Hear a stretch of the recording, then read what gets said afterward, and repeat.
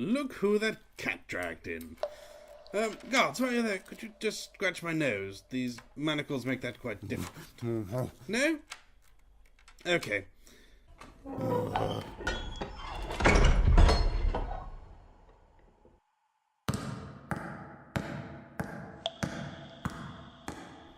Well, see they got you too.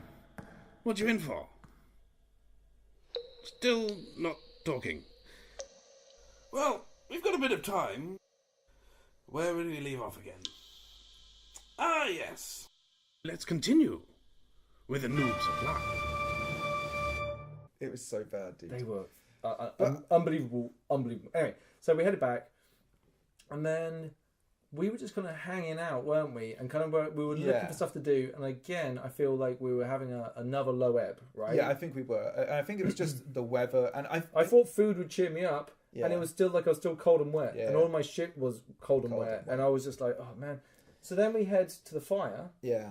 And there's a lovely man there. I'm going to call him Big D for the rest of this story because I don't want to say his actual name because I haven't spoken to him out of character yet. Nor have I actually, but I expressed my thanks to him. We'll call him Big D for the rest of the story. He's a Navarre chap, and he came up in a very random conversation. Started a conversation with us. Yeah. And then I walked in when you were halfway in conversation. Well, what are you guys up to? And I went, oh, we're just chilling, trying to do our thing. And he was like, got a little skirmish action if you're interested. They're trying to get 100 good men.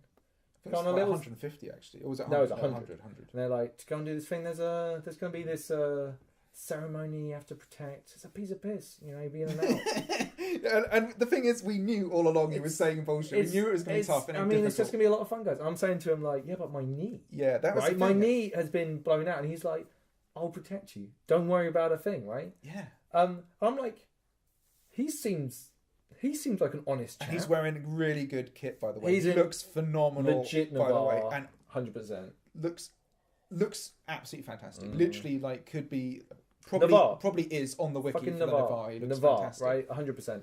And but he's got a cheeky grin and a glint to his eye. Yeah, what I love about it is the fact that he just essentially dropped everything to take the three of us on a fucking great adventure. It was a great adventure. And so, what a great time we had. So he started chatting to us. I think we both took a bit of a shine to each other because I literally said, do you know what? Fuck it. If you promise to keep me safe, I'll come with my broken leg. Yeah. And he's like, in and out. It's going to be a lot of fun. Don't worry about it. Yeah. So they start mustering the troops and there's literally like getting all together. And there's two different units that are going to come along from the Navarre, right? There's a really big guy and the other guy that was... And basically they were going to command each unit. Yeah. And we start walking out, and then the big guy, he starts singing the song. Oh, this great song like about 10 Navarre heading off to war. Yeah, and it was... Heading off to places they had never seen before, and it was just so good. It was basically 100 bottles of beer on the wall. Yeah. But within each individual verse for each 10 Navarre soldiers and twinding down to one. Yeah. Man, we marched four abreast down the path. People stopped... Yeah. And watched Navarre going to war. It was so good. And they loved that girl shit. Called out, that's a bit of a depressing song. And somebody calls out, wait for the end, wait for the, and I didn't obviously know at that point because I'm just singing it. And then like at the end, the whole thing is that the last Navarre has 10 kids and then he's got 10 Navarre heading off to war. So it kind of has a slightly uplifting, I guess, kind of end to it. It's I kind thought of cool. We're the guys who he slept with a lot of whores or something. Yeah. And that's why we're the soldiers of that offspring. Yeah. Anyway. It's great. Fucking brilliant. Really, really good. Hype, right? Yeah. I'm starting to feel part of Navarre, right? At this stage, just that, being a useful... A little cog, but a useful one, right? Yeah. Head off there. The operation, get to the gateway, which is basically... It wasn't up. Yeah. Just the weather, I think. They usually have this, like, stone... archway, right? Yeah. Like it's a Arch of Triumph kind of stuff. Yeah, but it wasn't up this time. And they also have ominously the medical tent right next to it. So the medical tent, the in-character medical tent. No, but God, the mud out there was horrendous. It was awful. So they're all like, so we all march up, and there's a lot of shouting. Oh, shut up and listen, and all that stuff. It was good stuff. I would say actually, like one thing was like it must be really difficult, people who deliver speeches because there's a lot of people having little micro conversations and stuff. Yeah, dude, shut the fuck. If someone's talking, shut the fuck up. I mean, like I think it was just like they were giving us the sort of they were bringing us to a play event. But there were so many new players. Yeah. right? And it was just like it was a tough deal for a lot of people, and I felt like everyone did it brilliantly. Everyone soldiered through. Everyone was fantastic. Yeah. So we all rock up, standing there, and basically the plan is that Brass Coast. Yeah, the Brass Coast were coming as well, and while we were doing this ritual, which was to replace the Trods and L.R.P or whatever it was. Yeah, L.R.P. Yeah. Something like that. Put the pronunciation on the website, and then. But then, like, while that's going on, the Brass Coast are having like a meeting with a Jotun sort of emissary, I guess, to maybe broker an alliance. So like that was going on at the same time. So hence the Brass Coast were coming along. So we had a little diplomatic mission coming along. Who was doing the actual ritual? There was a special ritual unit, and they were the very first people. Were they Navarre? They were Navarre, I think. Or there might have been a mixture. I think they might have been Brass Coast. I think that was the reason why they were there.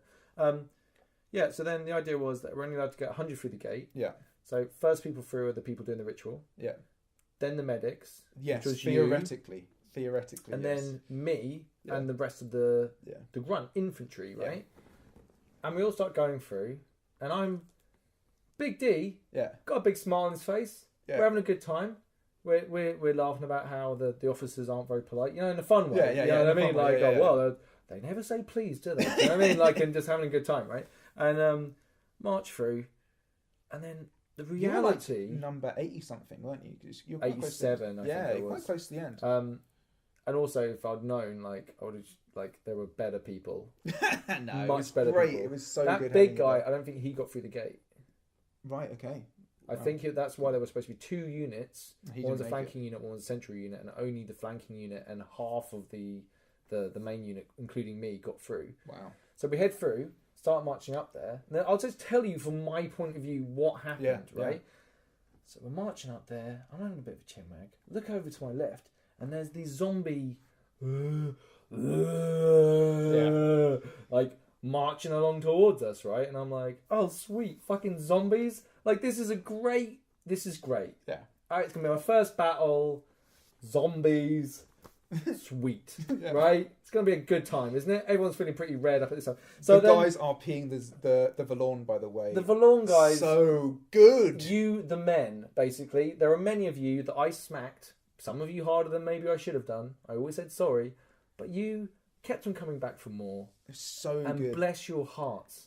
You wonderful people. They were so great. I love it. The RP from them was insane. You have to stand there, right, holding this big weapon and swing it really slowly at someone trying to kill you. Although you've also got this thing of like, they kind of swing it slow, but then they speed up and actually try and fight you. So this fight is actually challenging. I couldn't with it. There's this one guy who had a really long sword, and me and him went at each other. Yeah. But anyway, so we see these guys off to my left, and I'm like, sweet. Fucking zombies. Everyone's like, right, form up. It's fairly relaxed, right? We're forming up. We're all a bit overexcited about what's going to happen. And then from our right, there's just a yell, some commotion, and then there's orcs. Orcs! Fast moving, devastating. Heavily armed, and they know exactly what the fuck. These are not inexperienced troops. These are...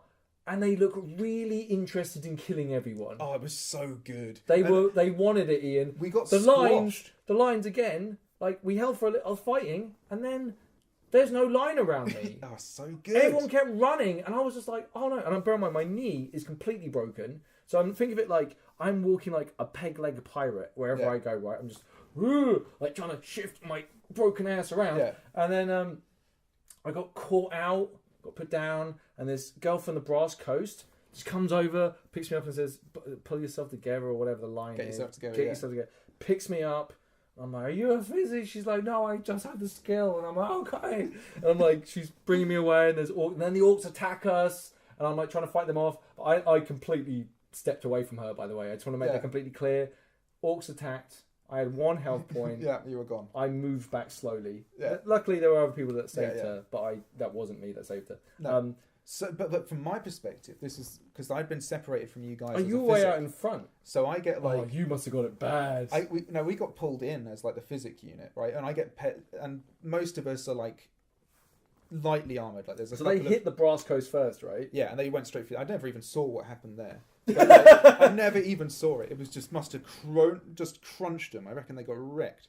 And then, but I'm in this physics unit anyway, and we kind of get paired up with this guy who is in like the most awesome fucking armor with 2 double swords and a big shield and an axe or something. Just looks absolutely ridiculous. And he's like our bodyguard. He was also a medic. I saw by the him. way. Was he another? He was another like giant 7 foot giant motherfucker, wasn't he? Absolutely, and what a lovely guy. I never caught his name, but he was such a great guy. There was a bit when a player got injured and they called man down to yes, look I was after right somebody, next to and I was right next to this guy, and he was it was just great. We had a nice little kind of quiet conversation while everything was going on. But anyway, from my perspective, when the orcs hit, I was right at the edge between the two forces. We just got crunched, but this guy just managed to like fend them away like some kind of mad hero shit. While all the medics basically have to fall back, and then we somehow, Ben, when I was further in than you, I managed to fall back. Must have passed you at some point. No, because they broke the lines. Basically, we played Ring a Rosie round this clump of bushes in the middle. We moved backwards and forwards, and that's when I got caught out. But I like, there's a guy down. Ben, I have no idea where you are. I can't see you. I'm looking for you, actively looking for you. And for Bungle, I can't see either of you. Mm-hmm. I see a guy who's down. I pick him up. I'm playing a physic. And I'm just trying to drag him away. I try and heal him. The enemy are too close. And as you say, this wheeling motion is happening. And I end up just having him over my shoulder. We're just literally like climbing out of this hellhole while people are getting downed behind us. It was crazy. I thought we were done. Okay, at that stage, I literally thought we were absolutely gonzoed. Like, there was our forces could not stand. Yeah. Every time they even tried to, they got broken. There were people lying everywhere. There were individual skirmishes. But generally, the force had been decimated. Yeah. And I was as soon as I started to even have a conscious thought on not survive immediately, my initial reaction was to run for the gate. Yeah. Right? But then it was like, then all of a sudden, the enemy started drying up. And there's a couple of guys, and we stabbed them up a bit. And then a couple of other guys stabbed them up a bit. And then it was like, someone said, "Congratulations, guys, you just killed 150 guys." Wow. And it was just like, what?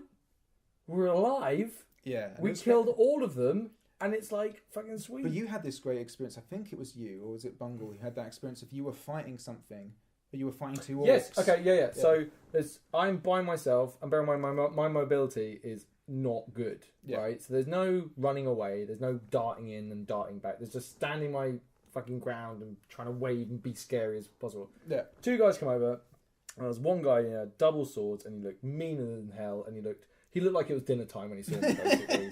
And him and his mate, and they're coming in, and then there's a Valorn, this big guy who's a Valorn player, comes, like, NPC guy comes over, and he goes, "Whoa," and he starts coming up to me, and I'm like, "Don't eat me, eat them!" And he goes, "Whoa," and then he just goes, "Oh," and just starts going at this guy's left-hand side or whatever. So he starts going, "Ah!" And then his mate turns and goes, "Oh no, let me help you try and get this off." And I'm just like, "Aha!" And then I just run. I just try to hobble away as fast as I can. Wow. Yeah, because they're like the orcs and the Valorn were not friendly. That was cool. That was a really cool dynamic, actually, and that's probably what turned it. I don't know. I never saw what turned it. Well, I think they didn't get to respawn, and we managed to kill all of them. Yeah. But then, so we headed, we grouped up. Yeah.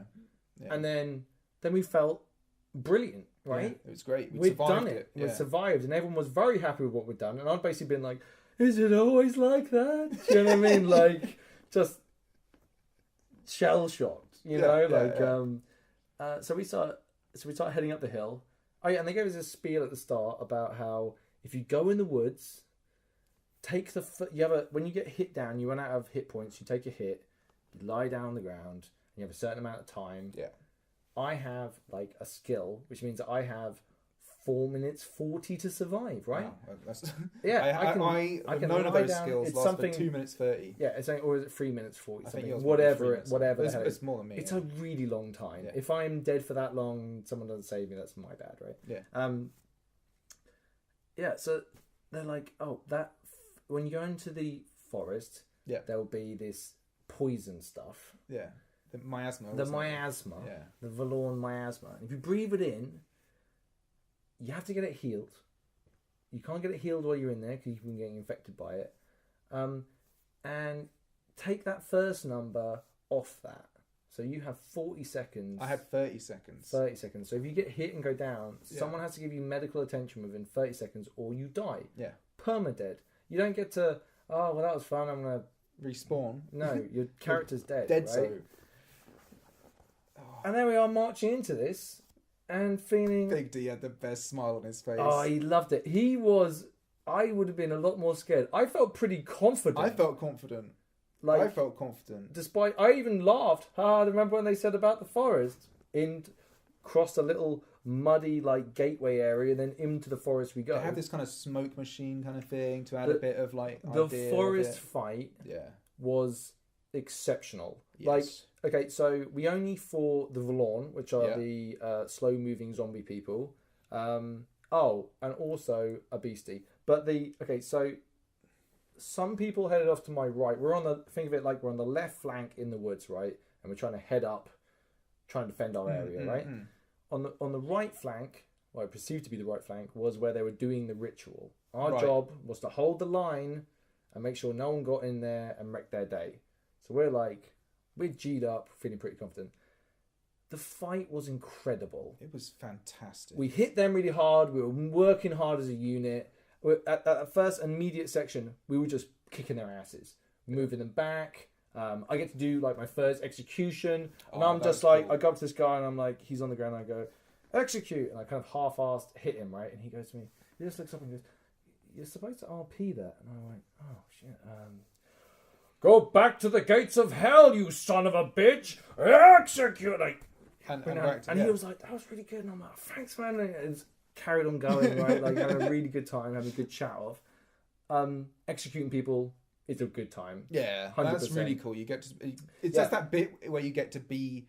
You know, it's kind of like that bit in a video game where it's like you get to press the button that means you get the animation where you get like the mega kill. Yeah. You know what I mean? And it's that bit where you rip the guy's arms off and you're like, or whatever. The kind of... The combat that's only made sense of what the monstering was. When we got our asses handed to us by that Wintermark shield wall... Yeah. I think that was great. That was the point. I think that was that gave them a really good experience, right? They went for us like a hot knife through butter, and that's great, that right? Must feel amazing. That must feel like, and rightfully so. They deserved it. They must have had the best drinks, right? Yeah. They must have had a great evening. They probably said, like, Dremble, we just ran over those guys. Maybe they just didn't stand a chance. We're just too good. Maybe they just get bored of that shit. Yeah, I just do it every day. Every day. Absolute sort of mean This is what I do. This is what I do. I just wreck fools. But anyway, so the forest fight was incredible, and like I'll tell you some really interesting things that happened to me that I thought were really cool. Oh, sorry. We should also mention the beastie. The fucking... Yeah, the dryad-y thing. The dryad thing that just some guy moving so fast, and it's basically this tree monster, and it came charging out, and it was with just its claws. You know, like I was just trying to stay afloat, basically. Hats off to that guy in sort of shore terrain, dressed up, probably has limited visibility, leaping around, acting like just a dryad who is fast moving and can do all these attacks and stuff. Really cool. Hats off to that guy. After the fight, I'll just quickly do this now. Yeah. Someone had physically grabbed this guy when they're doing their execution move. Oh yeah, I remember. Pulled his head back and then hit him. Yeah. And it was just like, basically, you're not allowed to wrestle. Yeah. You're not allowed to do physical attacks like stuff, that. And it's just like some guy did it twice. Yeah. And it was douchery, but like, as all. Anyway. Please tell us about your experiences. No, I think that's an interesting point. And I think you can get carried away. I mean, I think that was obviously way too far. But I think that's what happens. I think people get carried away in that sort of moment. But anyway, my thing was like, to show you how just awesome people are. So we're fighting, I wear glasses, and I got just that sort of brush of a sword basically went, and it didn't actually hit me, but it hit the rim of my glasses and sent them just flying off my face. I just shout out glasses. Everybody else puts their hand up, is like glasses down, and I'm just like, I literally just find my glasses. The guy that you were fighting helped you look. Yeah. Everybody just helped, and it was just so good, because I have to say, I mean, as someone who wears glasses, you wear glasses too, we did both talk about this. There is the fear of like getting your glasses damaged. I think in some of the big battles and some of the bad events, I may well like if I'm gonna go down, I know it's gonna be bad. Yeah. I'll probably take my glasses off and hold on to them. But generally, It was fine actually. it was okay, man. I don't know. I don't know. I'm just buying a new pair, so this is gonna be my old pair. I'll probably wear these when I go. That's what I was going to say. I've got, and I meant to take them as one of the few things I forgot. I managed to bring absolutely every fucking thing else, but I had like an old pair of glasses. I was just going to wear those, and I would say that is probably the best advice I can give on for people with glasses. Wear your old ones and just put up with that maybe slight. Yeah, I'm glad that I got to see what the hell was going on around me. Yeah, that battle was incredible, and also the way that my memory has changed of the events. Right at the time, I'm aware of the referees there and all this stuff going on and blah blah blah. When I look back at the events, it turns it into a goddamn action movie, right? And it's like it was so good. And then to fight, and then we had to basically they achieved the objective by doing the ritual. Yeah, we then headed back, and they were like, "All right, now we need to retreat." Started to retreat, and then someone yelled, "Cheese it!" Yeah, not you. What you're gonna hear when your legs busted. So I was basically hobbling to try and get back. Got out, got clear, head back. We all got given poison tokens. Yeah. And we all had to get treated in the medical tent when we went through, which is great. And it really was, there's a few moments where you kind of get these spectacles of what does an army of 100 men that goes off and gets into a massive fucking fight look like when they get landed at a hospital tent. So my version of the combat was basically we pull up through the gate. There's like a fence area into the woods. We're having this combat. I'm in a slightly different detachment, being a physic, and I'm always trying to keep eyes on you and Bung at this point. So I'm kind of always hovering on that side of my sort of regiment of healers, and we get split up anyway because the line's so stretched. The healers as a regiment is a really good idea. Yeah, basically. You can see it works really well having this swing gang of healers. The only thing is, being a healer who has like a shield is an interesting one because you get mistaken for a frontliner all the time in order to get up front, and you're like, no, I need to be behind people, healing people. Well, like the generals, the generals, leaders, the officers or whatever. Yeah. They'll grab you and push you in, which is great, by the way. I really great. Like I have no problem with that at all. Style, hold the line, really good. So, what happened to you in the woods? So for me, it was then like, I get stuck behind this unit that's just to your left, so the far left of the whole line. And I'm basically just telling them, if you go down, I'll get you up. Fall back to me if you get hurt, kind of thing. You were kind of on my far right of that sort of group of players, so that's why I was there. I was on the right hand side of the left flank. Right? Yeah, exactly. So then I was kind of one of them got downed. I healed him and got him back in. The healing, by the way, is great. Oh man, I really enjoy the medic game, and I think for a new player, I would actually recommend the medic game. Because it's just so much fun because you have an immediate purpose for RP. Okay, before we entered into the area, Big D was like, "Oh, I need to get healed up before we go in." Yeah, and you start RPing this clicking his shoulders and back into place or something like that. Yeah, right? Exactly. Because I have no idea what I'm doing. And by the way. Other player, this other Navarre guy, comes over and goes, "Are you all right? Is he some sort of a masseuse or something?" He's like, "No, man, we're RPing." And he's like, "Oh, wow, was that like real that I thought that you were literally applying some sort of medical aid to him on the battlefield?" Yeah, it was kind of cool. It was awesome, and he role played it really well. It was kind of cool doing the kind of shoulder clicking and stuff and all that. Because bear in mind, I have no idea what I'm doing. Well, you did that to me at least a couple of times during that whole thing. And it's kind of cool. And bear in mind, I haven't got a lot of kit, and I think next time I'll maybe make more of my medicness because I had the sort of stuff in a pouch that was quite hard to get to. It'd be maybe nicer to have it like a sash or something. Yeah, I think I'm going to sort stuff like that out for next time. But I would strongly recommend playing a medic. Actually, talking about medic, I'll actually rewind to just before we went through the gate. And we kind of were in the sort of the wheelhouse of the orcs, if you like. There's a bit where there's this down guy who I can't heal, and I'm dragging him back, as I mentioned in the previous part. But then there's another person who came across after the battle, after everything calmed down, and they were down on the ground, helped them up, and it was one of those things where he had like an injury to his arm. It was like they had this injury that was like they'd been cleaved or something, or meant that they couldn't use their arm anymore. Bear in mind, I don't even understand the calls, so I don't even know what I'm doing. So then I'm like, I don't really know how to treat that, so I'm just going to act as if I'm treating it. I don't know what herb that uses. I'll have to read later, all that kind of stuff. But it's cool how it doesn't really matter, and nobody's kind of on top of you on all that stuff. They're just like, yeah, no, I'm healed, you know, I'm good. But being a healer gives you that immediate way of RPing, and they were like, you know, I'm happy to act as if I've just got 1 HP. I'm like, well, I know I've got that herb, I just don't know what it is. So how about we just do it like I've done it. Whatever it is that is required, I've used it, because I haven't used one yet. They did that. That was great. And it was just kind of cool to have those moments. And I think you get this all the way along where people will drop RP with you just to help you get that sort of step. So then you can enter the RP with them. And people are really generous like that. It's almost like a mosh pit. Yeah. Right. Anyone that's been into moshing in the pit would know that it looks very violent from the outside, and there's a lot of violent actions and people bumping into each other. As soon as someone falls over or there's something real world happening, everyone just chills out, stops the party, lets the person get all right, and then gets back to it again. And that's exactly how the battles worked. Yeah, there's a great honour system to the battles, and everyone is just fantastic.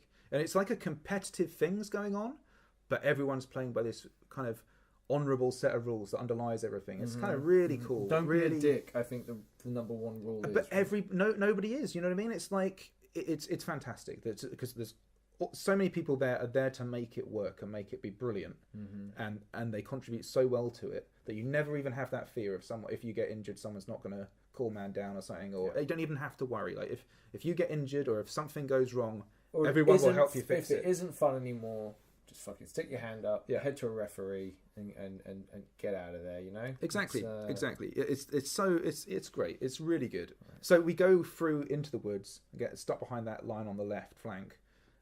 Heal up this guy who gets downed. He goes back in. We're getting pushed quite hard on that side.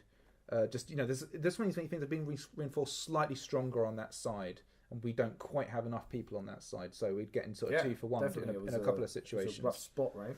And then he goes down again, and I go to work on him, and I don't notice because I put my my sword down, and while I'm healing him, I don't notice that this cheeky little Valorn has snuck around the trees, and then next round I'm getting hit, and you have this weird thing. I don't know, like you're supposed to keep count of your hits, but it doesn't really work like that. So it's just like I was a lot better in the woods. Yeah, I was a lot better in the woods, but it was like I got hit and I looked up and he hit me again. I was like, I think I've been hit enough where I'm down. Like I can't see any reason why in this situation I wouldn't go down. So I just went down, not even thinking like about the numbers, but not even thinking about like the whole, you know, if I go down here I've got 30 seconds and then I'm dead kind of thing. That didn't even enter mind. I completely forgot about it when I fell down. I just was acting out of it. From your perspective, because you actually saw me go down. I was 5-10 meters away, whatever it was, and not very far away, but far enough away that my voice didn't carry. Let me put it that way in the carnage,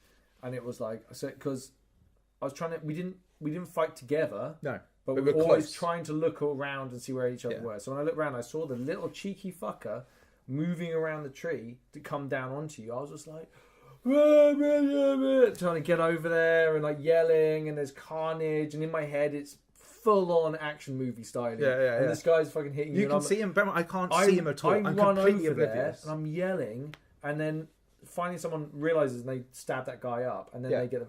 But I don't even get to you by the time that people are on it. Yeah. Right? They're already healing your ass up. They're already doing the good stuff. And it's like, I'm just straight back into fight again. I must apologise to the person who healed me. I was in full panic mode at that moment, thinking my character's going to die because it suddenly dawned on me the whole... Are you yelling at him like... No. So I'm just laying there going like, oh! I'm staring at this guy, and he comes over to heal me, and he's doing this, obviously this ritual, like, 'cause he's a magic healer. He's doing this thing where he's kind of charging his hand, getting ready to get me up. And you're like... But I'm laying there thinking he's just...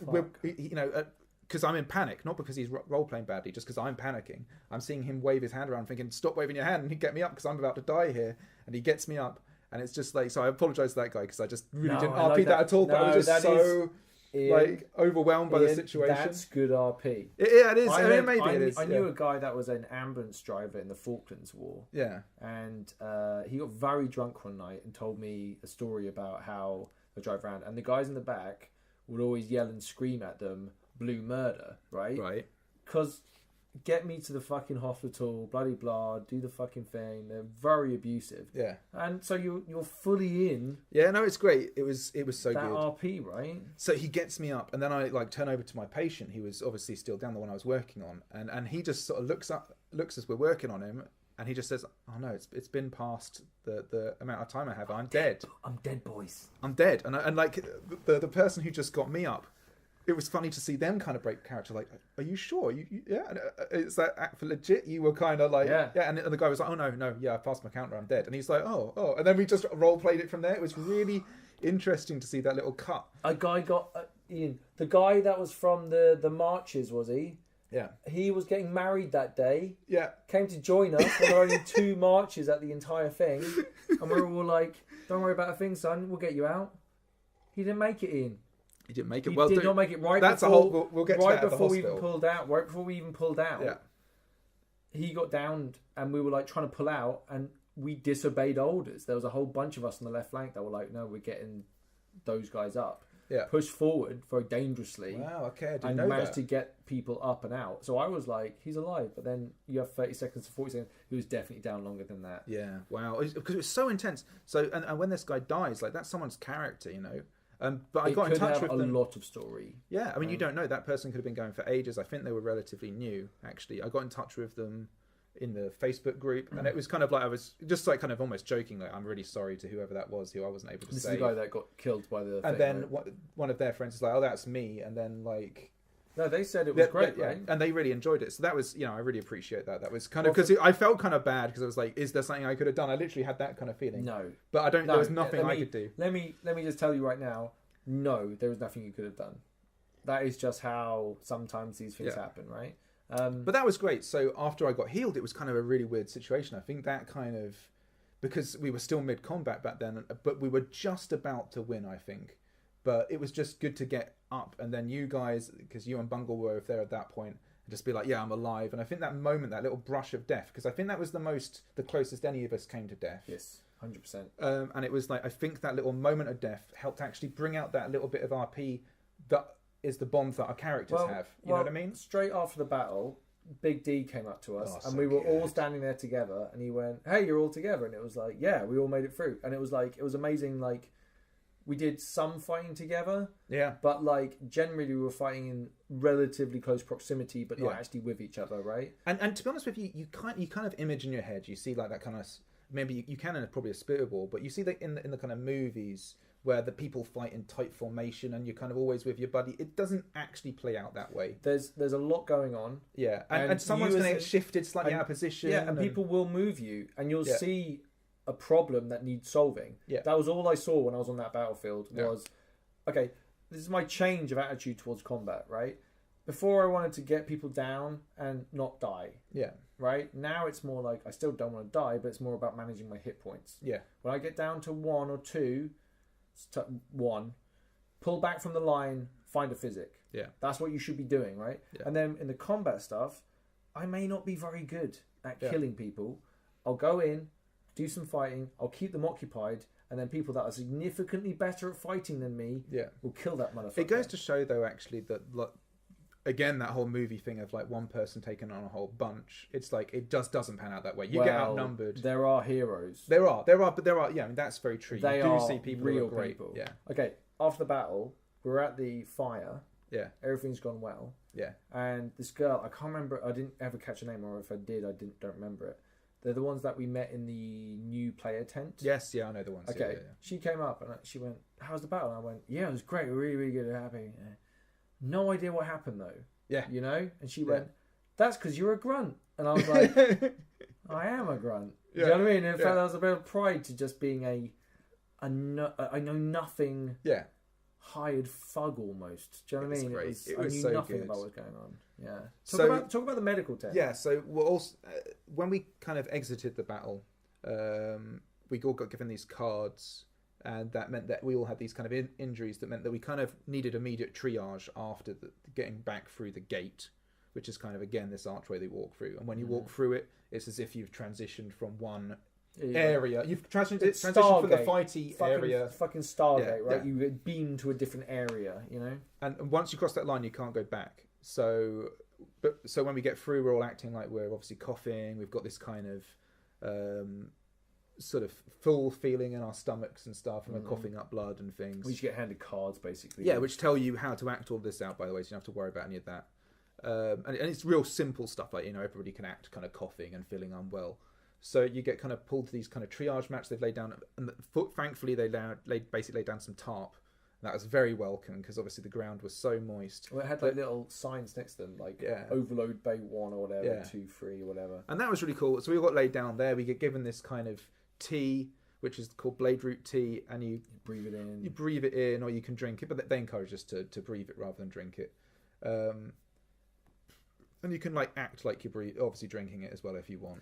And then that gets passed around. You get up. You kind of have to act these kind of post-treatment kind of role-playing. Yeah, me and Bung literally we breathed it in, coughed up a bit, saw utter carnage around us, and then like we just limped off away from the battlefield. Yeah, like away from the tent, or the battlefield from the tent. Like we just headed up, and it was weird to be like, there's no.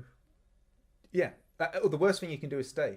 Right? Yeah, the worst thing you're not going to help. Yeah, it's time to leave. And that was what was really interesting because, like, obviously for most of the event we'd stuck together, and we'd done things together, but this was kind of the moment I felt my character had to stay at the medical tent and help out. So that was like, I need to be here, and you were like, yeah, do your thing. So, and that was just really cool. Like, you guys obviously went off, and I guess you must have just gone back, and while I was away, just gone to the fire pit in the Navarre. Was that? We did. We got back and a big old chat off about what happened. Yeah. So I was gone a while. It was good, but then again, time doesn't work the same in Anvil. Anvil is the place that Empire exists. Time doesn't work the same. And we went back, and I think we were so like adrenaline dumped. Yeah. I'm really happy. I think we just got straight on drinking. Yeah. I think we literally just got back. I had a hip flask. We had a few beverages, and then that's when we kind of started that evening, right? Yeah. But you were back at the medical tent, right? So there, it was kind of. I said, I'm a physic. I can help. What can I do? And they were giving out mugs of blade root tea, basically, to go and treat people. I was giving that to people. People role playing really well, doing all that kind of stuff. Again, I'm a super noobish kind of medic, but it was when people kind of help you out, it makes it a hell of a lot easier. So getting people up, and then I noticed there was a couple of people who were down and they weren't being treated. They were obviously on bleed outs. One person I was able to treat and get up. I can't even imagine what it's like to be a bleeding out person after that battle. Yeah, it was. I didn't even know we lost anyone. Yeah. When I left, like initial engagement, I thought it was bad. After that, I didn't know anyone had actually died. So 2 died at the triage point, I think. One was that chap you mentioned, the Marchers guy, who I think was dead before he got there. Yeah. And the other, I was about to treat, and basically had this cup of blade root tea, and in my mind I did that thing of like, I know the guy needs treating, and if this was OC, I would maybe like throw the cup away and just go and heal, do whatever I could to help the person. But because it's the cup is someone's property, for some reason that bit of my head which is still in the outer character world was like, I've got to put the cup down so it doesn't get broken and then go and heal him. And in that split second that I made that decision, the guy died. It was weird, and then that was a great moment for me because I was thinking in character. Ian, what you're saying is you killed a man because you didn't want to break a pot. Yes, literally that's what happened, and I was like, that was a really interesting thing because then I kind of thought, well, now I've got to incorporate that into my character, my RP. That like I hesitated like that, and like actually mixed in my character. I think that's quite an interesting thing. I think what you should do is, I'm going to throw the idea out there. Yeah. You should become a cocky medic. A cocky medic? You shouldn't be... What, like a maverick? Yeah, you're just like, send another one, and be like... Yeah, we'll see. Because at the moment, you're a self-doubting medic. Yeah. Right? Yeah. And I feel like it would be nice to have you transition into being... I think that's where I want to... I'm the fucking business. Yeah. What's up with you? Oh, you got both your legs cleaved off. Yeah. I want to get to that place. I mean, again, my kind of... The way I'm choosing to RP is actually very close to how I feel, is that I'm unconfident. Mm-hmm. So it gives me, basically, and I think this was another piece of advice I'd give. I tried to make kind of crocs like that help me through the bits where I fear I'm going to be weaker. Yeah, I don't mind anything about like being a grunt at the moment. Right? Completely fine. I see possibility all around me. Yeah, is the best way I can describe it. Right?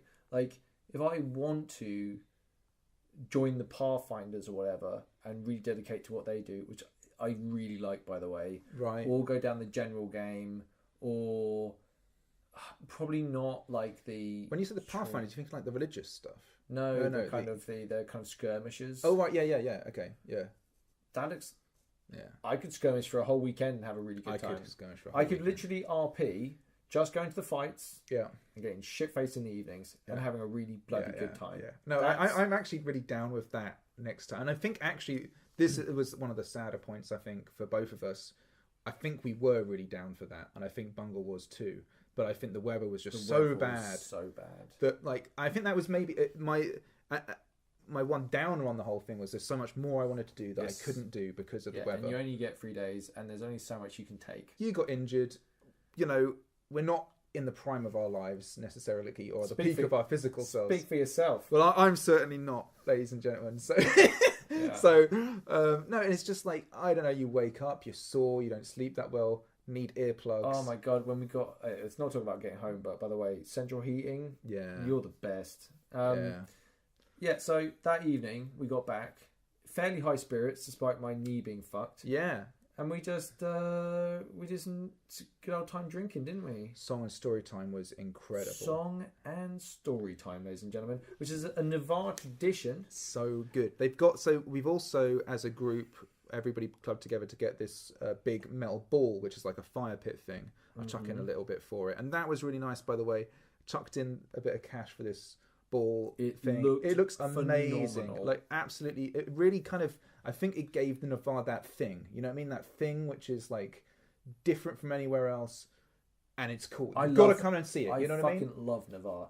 So good. Walking around the other camps, they all got their own thing going on. Yeah. And I'm not dissing any other nation here, okay? They all got their own thing.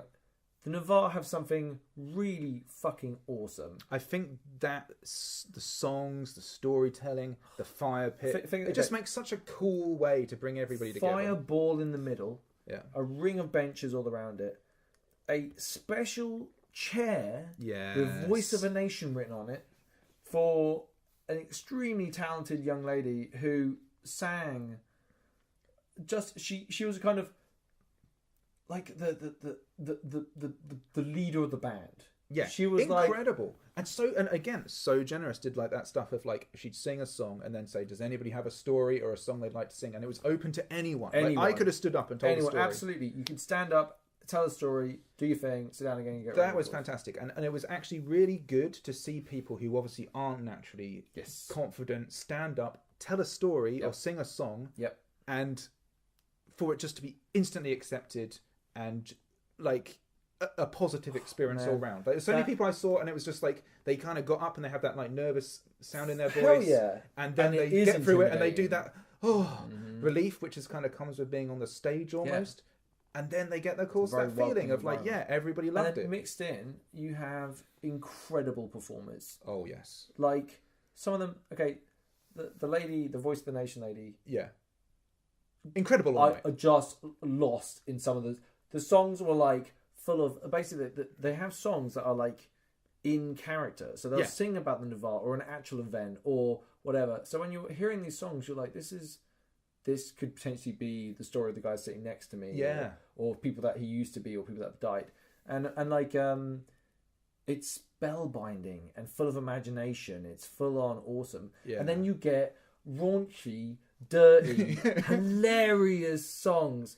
Where was that guy from? Was he a Brass Coaster? Where was he from? I think he was Brass Coast, but he was so good. He comes down right with this song, and it is about always taking the cheese. Yeah, it's like so good. It's a guy who's like a playboy, and he basically tells a story, an innuendo, how he goes around and gets it on with all these different people from all these different nations. There's a verse about every nation, and every single one of them he swindles. Yeah, right.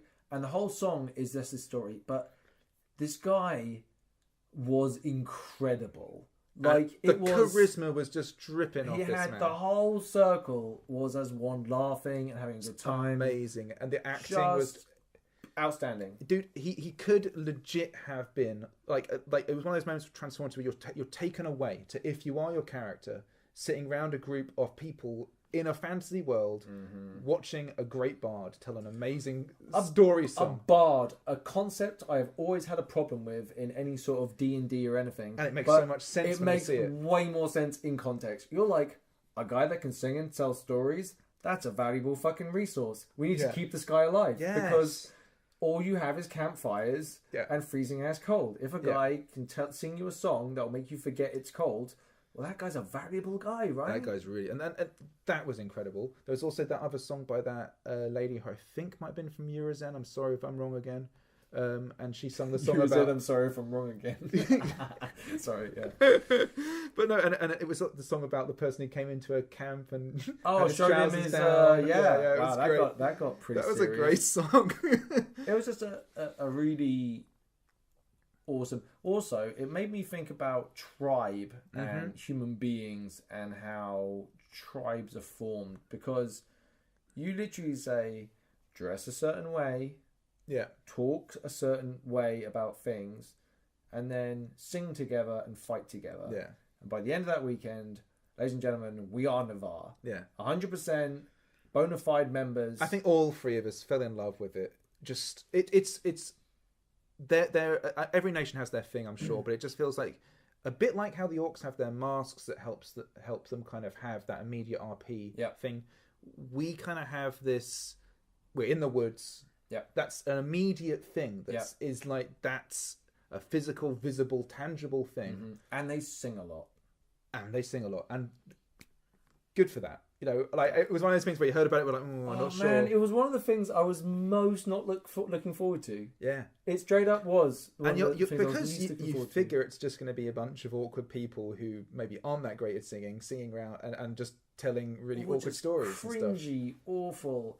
But it's not like that at all. It makes me and Bun, and you, I think, all have thought. We all got our little creative juices flowing and went, I've never done anything like that before, but I feel a little bit of spoken word coming on. Yeah, like I fancy it. It's that sort of like, it's exciting, right? Yeah. You're like, wow, do you know what? I know that person is shitting their pants while doing that, and they pulled it off, right? Yeah. Some people read it straight from fucking paper. Some people were clearly very nervous. The group was always down, right? You want to put some effort in and tell a story and try and like put it in this world and make the world a better place, then fucking do it, brother. Have good on you, you know? It was so good, and so many people really just, as I say, it just gave it a go, and really hats off to those people who stood up and did anything. And the group songs are like, they have a whole bunch of ones that, but anything where people can join in for the choruses, they're big in Navarre, and it's like, it works, man. It's really good. Right, I think we should probably try and start heading towards the end after this meandering, long-ass conversation that we've had. So. But basically, we spent Saturday night. We had a really good time. Really good. Sunday morning, we woke up. My leg is completely destroyed, right? Yeah. Bear in mind, there's the battle on Sunday where we get to go out on the field as our own characters, right? We didn't go. No, we didn't go. I regret that to a point. I don't think... I have zero regrets. Yeah, I can understand from your position. I think it was more just like, I had such good time in the skirmish, I wish I'd gone. But, and not regrets the wrong word, maybe. I just kind of, I'm sad I didn't get to go. You know what I mean? Like... I think it, like, where we were, and bear in mind, when I don't know whether it gets better or not, but it's exhausting. It's really tiring. It's really tiring. Again, the weather was such a massive thing. Trudging through mud. Literally, we're not even exaggerating. It was so bad. You trudged through mud everywhere you went. Yeah. Like everywhere. The loo is slick with it on the ground, and people. And by the way, this is no criticism of the PD crew and everything. No, they did an amazing job trying to keep everything running. PD were every time. I didn't have a negative. No. Okay, we got a big telling off after the battle from one of the referees about that person grabbing the person grabbing someone to do their thing. I think that was right. And I was like, do you know what? From his point of view, he should be hopping mad, and that should really get it through to everyone, right? And then the other guy came over, and they were like good cop, bad cop about it, and he went, I know that pretty much all of you probably had nothing to do with that, but they said it could have been a Navarre player, so we're letting you guys know. Yeah. And everyone to a man was like, fuck that guy. Yeah. Let's get on with it. Thank you very much. We don't even mind you giving us a good talking to, because the shit needs saying, right? Yeah, it was great. Claire in the early the new players things, so really good, really amazing. That whole speech they gave, I went through one by one. Yeah. Just great people, really good, really informative, really helpful. And like the egregore that we have, for example, the egregores, really nice. And that what I love is there's so many things built into it that they thought of to really make it great. I feel like I let our egregore down. Yeah, I didn't RP with her much at all. I spoke to her like an information machine. Yeah, that's tough. And it was like I need to find this stuff out. Yeah, and it's like I want to make it up to her. Yeah, I want to be better Navarre next time. Yeah, I want to role play better, and I think we all do now. But I think the shell shock combined with the weather, and it's amazing the way the weather I think psychologically breaks you, and that in turn breaks your ability to role play. I also have changed my opinion on a lot on what I think role play, how I'll role play. I don't think this is necessarily there are right ways or wrong ways to do it. Yeah. But for me, I think I'm going to play me, but I'm going to make different decisions than I would make. Okay. I think that's a good way to do it, to be honest. Right, so I'll do things that are my character led. I'll let story guide my character, and I might be whatever, but I'm gonna let it naturally come out. Yeah, I think that works really well actually, and I think to be honest with you, we'll all naturally kind of gravitate towards that style, and I think that's when you're LARPing and it's a long experience and you have to act and you've got to be confident in what you're doing, and you want to have a good time with it and make someone else, importantly, have a good time as well. That you'll naturally gravitate towards something like that because it's easy, and I think we all will to a greater or lesser extent. I'm pretty sure I'll do the same. Like you, and I think you have these moments where if this was a story book, it would maybe seem like an odd, jarring moment in the storybook, but in an action or role playing thing, sometimes you'll do that little bit where you do a bit of exposition about like your character or whatever, and then a moment later you'll be doing something that's much lighter role play, and then in a book that wouldn't work, but in LARP it works, and that's completely fine. I think the problem a lot of this stuff is the line for me is what you bring with no context doesn't mean anything. Yeah. To have real world in the moment talking to people and doing this stuff like that. Yeah, you have to know things. The RP is so much better to give it context. Now I'm not saying that like I reckon letters, people that you know in the LARP, that's gonna be pretty powerful, right? Like to have. But I like I said, it's tough. I think it's really difficult. I have more questions now, having been to a LARP event than I did before. And I think and I had a lot before. yeah, totally. I think we both did, and it met all of the. It met my kind of positive thoughts that I was kind of hoping for so well, and my expectations were met, but in a slightly different way. They were than totally I maybe different. Anticipated. It was the reality of it was. It's hard not to mention the weather constantly. Yeah. Right? Which feels like a shame, and it feels like we're sort of downing on it, but it's the testament to it is the weather was so bad. I would go again, so notably bad. I would go again in bad weather. Yeah. If we had more prep. Yeah. Okay, that's the only thing. We weren't ready for that. Yeah. If we had brought the same kit that we had to that first event to a really nice summer event, we'll be more than happy. Yeah. Chairs outside, sitting around, laughing and joking. Not freezing our balls off. Yeah, I think that was a shame because I feel like we'd brought up some wooden chairs. We were going to pop them outside the tent just so we could have somewhere to go back and sit at. And it was just the ground was so bad there was no point putting the chairs out and things like that. No, it was. And it forced you at points to huddle in your tent and take your shoes off, and you have issues taking your shoes off and stuff like that. So that was a massive shame. But I think it's a testament to it that is the only negative. And in a way, it's not even a negative. It's more like you can see how awesome it would be. Didn't get to, the reason why we were pissed off about it is because we didn't get to suckle enough RP out of it, right? Like we didn't get our bellies full on the amber nectar that is sweet LARP. Yeah, exactly. And I feel that makes me even hungrier to go back for more. And in a sense, I feel like I did like a little like a LARP tutorial mission in a computer that game. Is a really good way to describe what we did. So it's like I felt like I kind of wrote it out a little bit and just kind of pressed X, Y, and so on the gamepad a few times. We did it. Got through the sequence. Yeah. And now next time I go, I think I'm ready for the bit of the game where they let you wiggle the joystick around and do what you want. Yes. Yeah, a bit more open world, right? You know, And I feel like I want to get in. Okay, let's just talk about what we want to do next event, right? I want to get in and go and see the orcs. Yes, I think that has to happen, and because the build up to it, and kind of not being allowed in and stuff, and I think it's almost become part of the story of us. I was at this close to finding them on an orc forum, maybe. Yeah, I don't know if. But I think I'm going to leave it. Yeah, I think I'm going to leave it, but I might go during the day next time.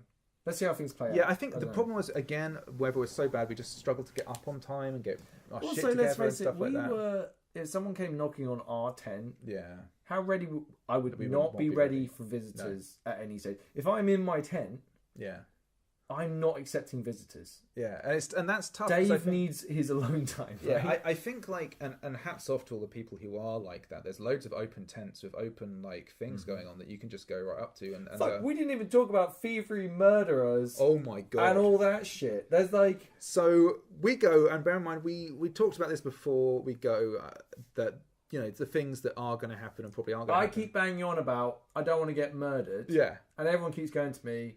Murder doesn't really happen at Empire. Night one, bunch of murders turns out, and some robberies and stuff. Yeah, robberies. People got the taverns got ripped off. Yeah.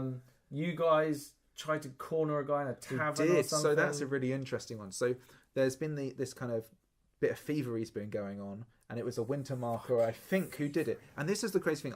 Ian, you just said idea. Wintermark did it, but you don't know, right? Yeah.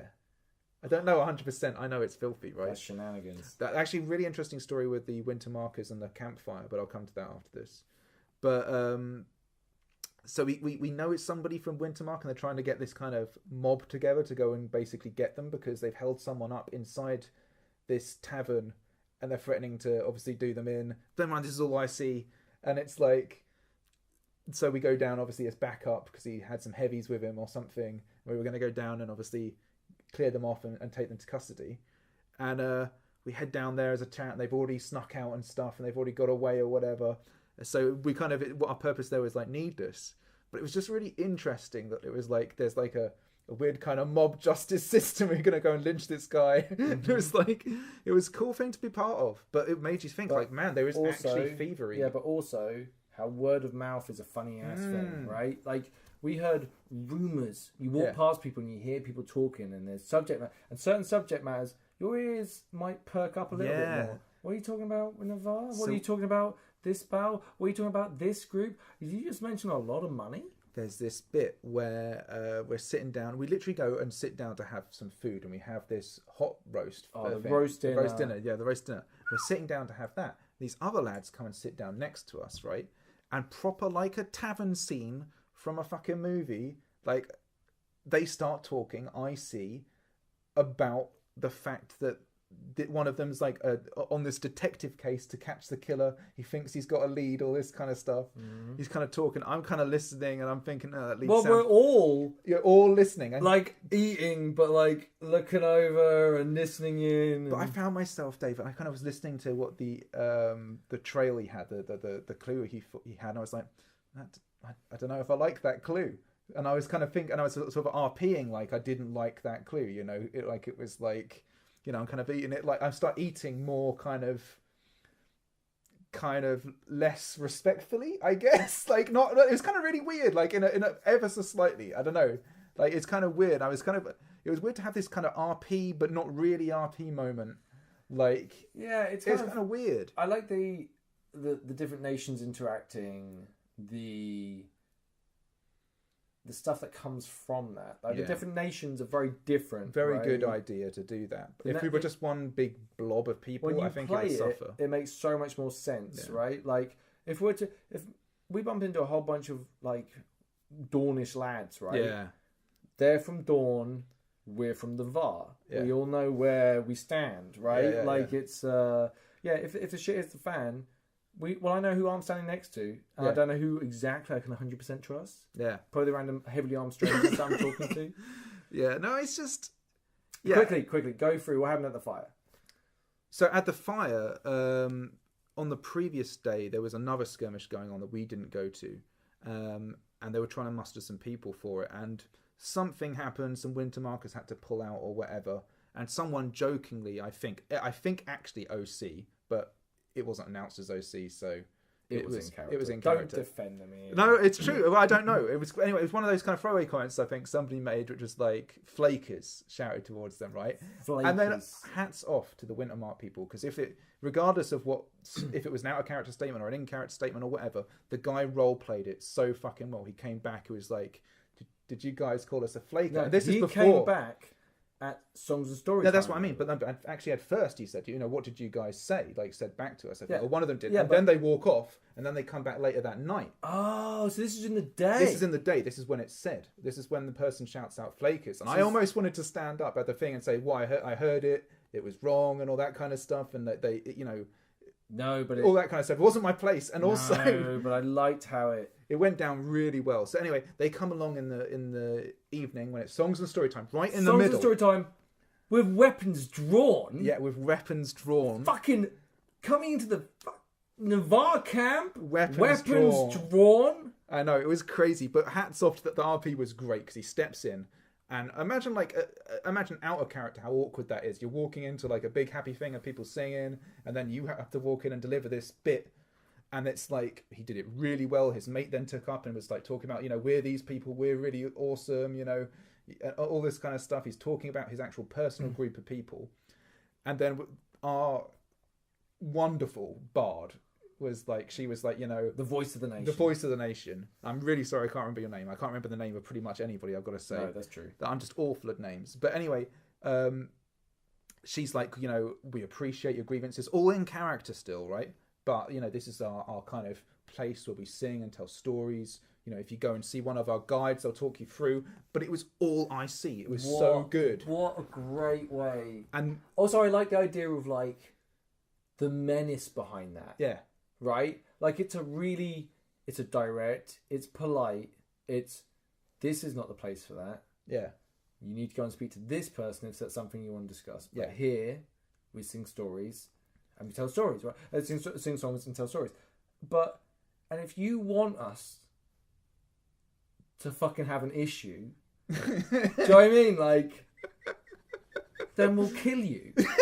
Like, this isn't, like, oh, no, I don't know what, you know what I mean? Like, there's 100 armed individuals who don't, like, let me put it this way. If I found out someone had done something to the voice of the nation, would you grab your weapon immediately? I would grab my weapon immediately. There would be whatever it was. You want to send a giant war pig at me or like a rhino? Yeah. Well, we'll stand and we'll kill that. If it insulted her or her, then absolutely, because shit ain't right, man. So, but that was amazing. And then what was really cool about it was, and I'd say hats off to everybody who RP'd that moment. Winter markers, our people, Navarre, obviously all the stuff that must have gone on afterwards with the guides talking to them and so on.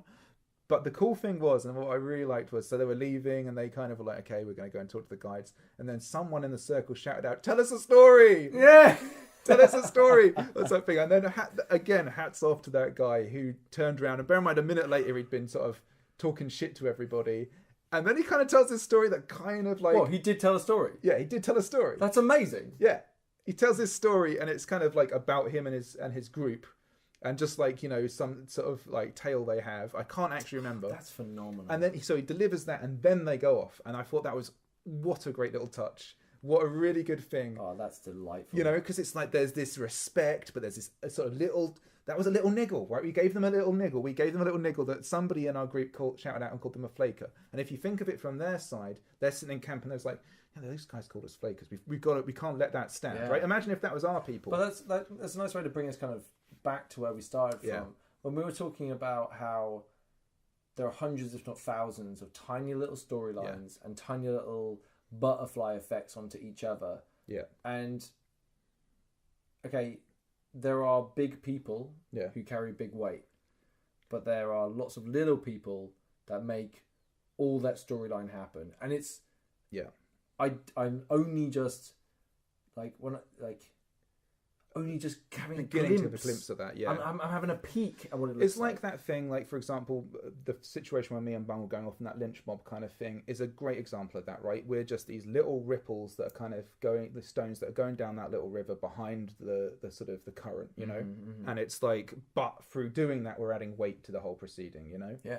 You know, and you know, we did nothing I see pretty much. We just walk along and sort of trod through the mud, and we chose to do it, even though it was to no fruitful end, and walk back.